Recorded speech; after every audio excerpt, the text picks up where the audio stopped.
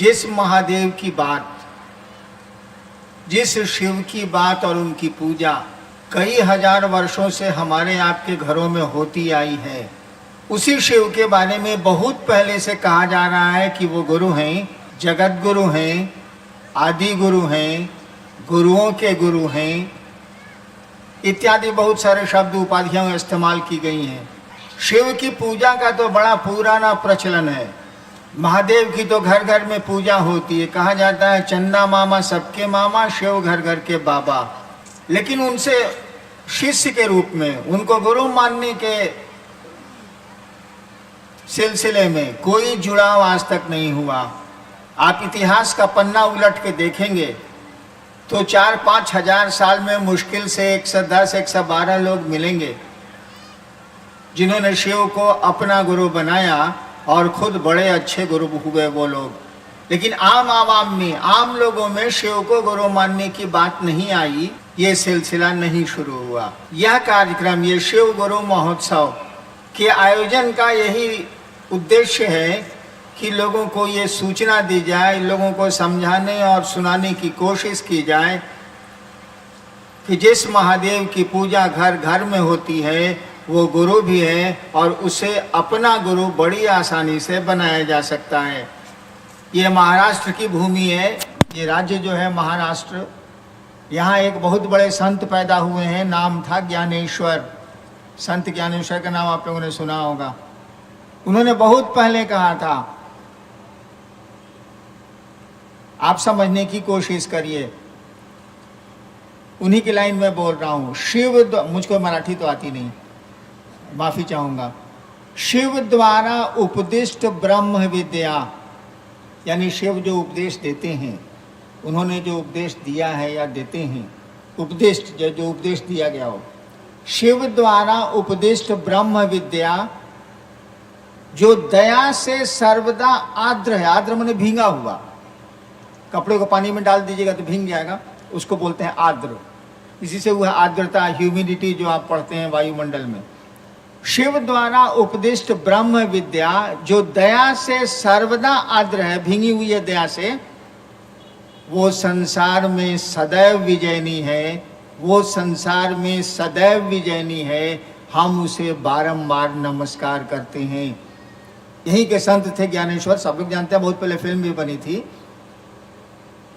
उन्हीं की पंक्ति में बोल रहा हूं। शिव द्वारा उपदिष्ट ब्रह्म विद्या, शिव जो ज्ञान देते हैं, शिव जो उपदेश देते हैं उस परमात्मा के बारे में, शिव द्वारा उपदिष्ट ब्रह्म विद्या जो दया से सर्वदा आर्द्र है, भींगी हुई है, वह संसार में सदैव विजयनी है। हम उसे बार बार नमस्कार करते हैं।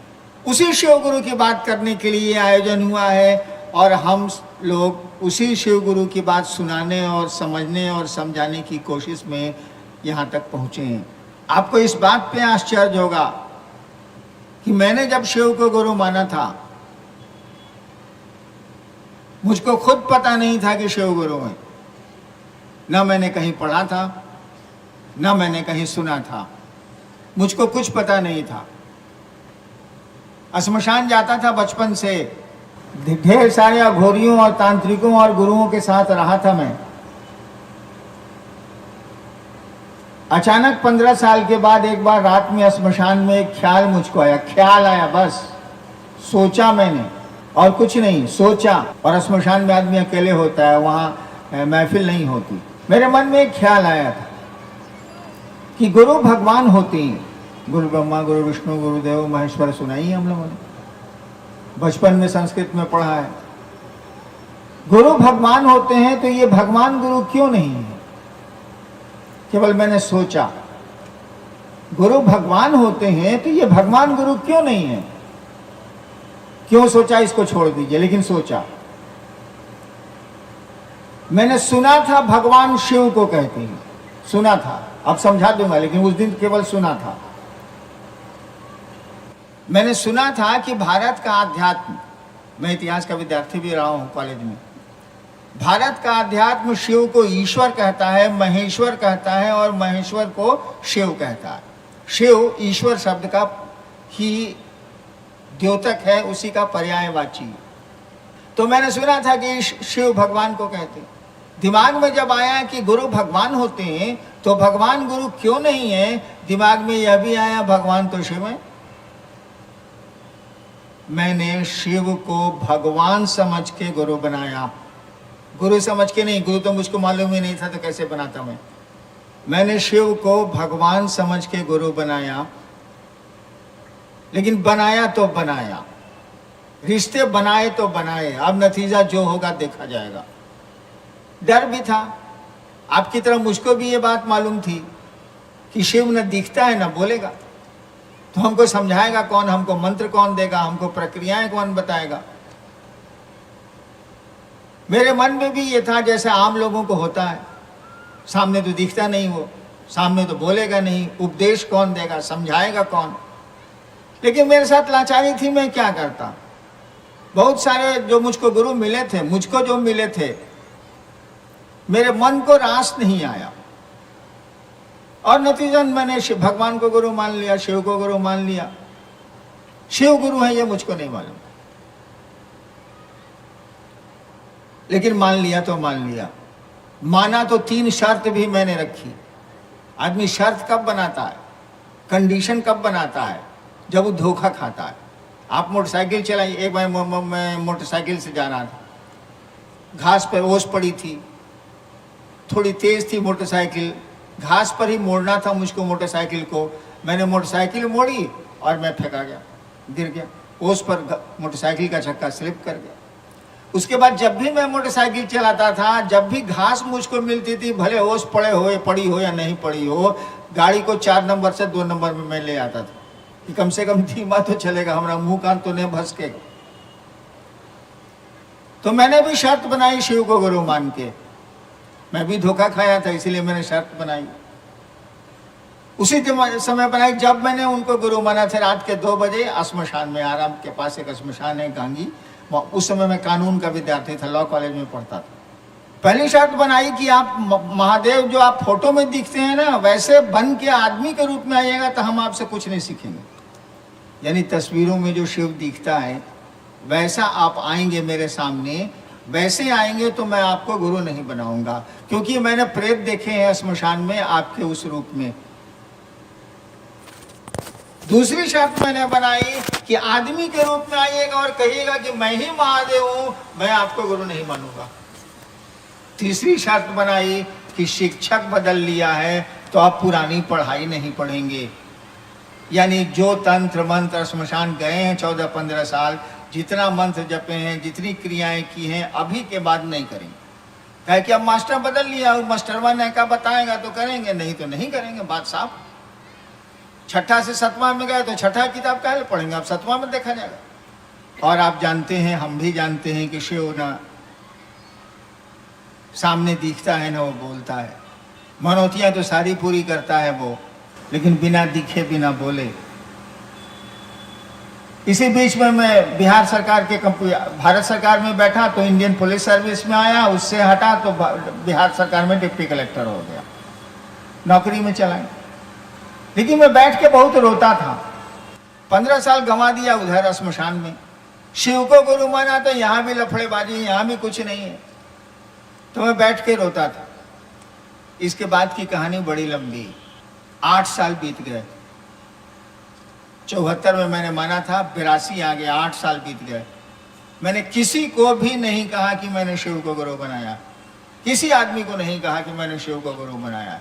जबकि बहुत मेरे मित्र थे, श्मशान वगैरह में जाने के चलते बहुत हर जगह बहुत मेरे दोस्त हो गए थे मसानी लोग। किसी को मैंने नहीं कहा कि मैंने शिव को गुरु बनाया है, क्योंकि मुझको लगता था यहाँ भी ठगी है, यहाँ भी गड़बड़ है। 8 साल के भीतर मुझको लगा कि ये तो बोलता भी है, ये तो सब करता है, बिना शरीर के सब करता है ये। और 8 साल के भीतर मुझको लगा कि ये तो गुरु है, दिखता नहीं है, बोलता नहीं है, लेकिन ये जो समझाता है ये तो कोई नहीं उतना नहीं सब बढ़िया से समझा सकता। और मैंने तब लोगों को कहना शुरू किया कि शिव को आप अपना गुरु बनाइए। उस शिव को जिसकी पूजा हमारे आपके घरों में होती है, उसी महादेव को अपना गुरु बनाइए। और बनाने में क्या लगता है, आप सोचिए मैंने शिव को गुरु कैसे बनाया था। मैंने शिव को, जो आदमी दुनिया में ये बात कह रहा है कि शिव को आप गुरु बनाएं, उस आदमी ने शिव को गुरु कैसे बनाया? कौन से सूत्र थे उसके पास, कौन से उपाय थे उसके पास? कुछ तो नहीं था। केवल सोचा था कि हम शिव को आज से गुरु मानेंगे, शिव मेरे गुरु हैं। आज सोच लिया तो अब सोच लिया, मान लिया तो मान लिया, अब इसमें बदलेंगे कौन चीज? बस सोचना है, केवल सोच लेना है कि हे महादेव आप मेरे गुरु हैं, हम पर दया कर दीजिए। और क्या मांगेंगे अपने गुरु से हम? आप दया कर दीजिए। मैंने तो इतना ही भर किया और आज पूरी दुनिया में कह तो रहा हूं घूम घूम के कि आप शिव के शिष्य बनिए, शिव को अपना गुरु बनाइए, वो गुरु है। और कुछ छोड़ने, कुछ पकड़ने की जरूरत नहीं है, केवल इस सोच पर खड़ा रहना है, इस विचार पर खड़ा रहना है। जैसे बंगाल में रविन्द्रनाथ ठाकुर ने कहा था, नोबेल प्राइज विनर, कि आमी नटराजेर चेला, मैं महादेव नटराज का शिष्य हूँ। आमी नटराजेर चेला, बंगला में है, आमी नटराजेर चेला। ठीक उसी तरह से मन में ये विचार केवल कायम रहे, और विचार कायम रहना चाहिए, टूट जाएगा तो सब मन खत्म हो जाएंगे। यह विचार कि कोई मेरा बेटा है, जिस दिन आपके हमारे मन से हट गया तो बाप बेटे का संबंध खत्म हो जाएगा। बहुत लोगों को होता है, जिसका फिर इलाज भी होता है, लोग भूल जाते हैं कि कोई मेरी पत्नी है, कोई मेरा बेटा है, कोई मेरी माँ है, कोई बाप है, तो लोग उसको मेंटल इलाज कराते हैं, तब उसकी याद आती है और तब व्यवहार वो ठीक करता है। तो इस विचार को कि शिव मेरे गुरु हैं, हमको आपको तरोताजा रखने की जरूरत है, और यही हमको आपको शिव का शिष्य बनाता है। मैं तो वैसे ही बनाऊं। शिव को गुरु मानने के बाद जो मुझको 8 साल में लगा, तब मैंने कहना शुरू किया कि आप शिव को गुरु बनाइए, उनसे दया मांगिए, अपने गुरु शिव की चर्चा करिए और अपने गुरु को प्रणाम करने की कोशिश करिए। क्योंकि प्रणाम तो हम लोगों से होता नहीं है, प्रणाम तो हम लोग महादेव को करते नहीं है, अपने को करते हैं, अपने लिए महादेव को करते हैं, महादेव के लिए तो महादेव को प्रणाम करते नहीं है। तो हमने कहा कि प्रणाम करने की कोशिश करें। मैं आपका ज़्यादा वक्त नहीं लूँगा, देखता हूँ कि आपने क्या लिख के भेजा।